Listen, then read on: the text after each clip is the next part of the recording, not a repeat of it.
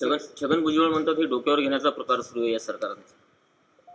त्यांनी राजीनामा द्या, कॅबिनेटमध्ये आहेत ते राजीनामा का देत नाही? म्हणजे एका बाजूला मंत्रिमंडळातलं सगळं खायचं आणि दुसऱ्या बाजूला ओबीसीच्या बाजूने असणारं त्यांची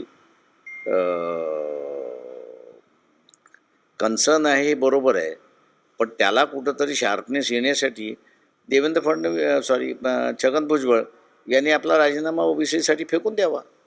सर, एक शेवटचा प्रश्न असा आहे, तुमची उद्धव ठाकरेसोबत युती झालेली आहे, पण उद्धव ठाकरे स्वतः असं केव्हा जाहीर करत आहे की तुमचा 24-24चा फॉर्म्युला ठरलेला आहे, ते भीतात शरद पवारांना किंवा काँग्रेस? कोणाला भीतात काय माहीत. मी म्हटलं ना की जे काही ठरलं मी जाहीर केलं, जे पत्र आहे ते आम्ही जाहीर केलं. त्यांचे जे स्पोक्सपर्सन आहेत त्यांनी म्हटलं नाही आमचं 24-24 झाले, संपलं. आमच्यासाठी दॅट्स मोर दॅन सफिशियंट. म्हणजे येत्या लोकसभा निवडणुकात तुम्ही दोघंच जण लढणार हे आता निश्चित झालेलं असं म्हणायला लागेल. आता जसं आत्तापर्यंत तरी आहे, उद्या काय होते कोणाला माहिती.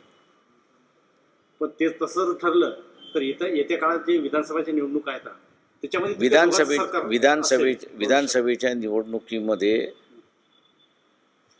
कोणीही एकत्र लढणार नाही. दोन्ही बाजूने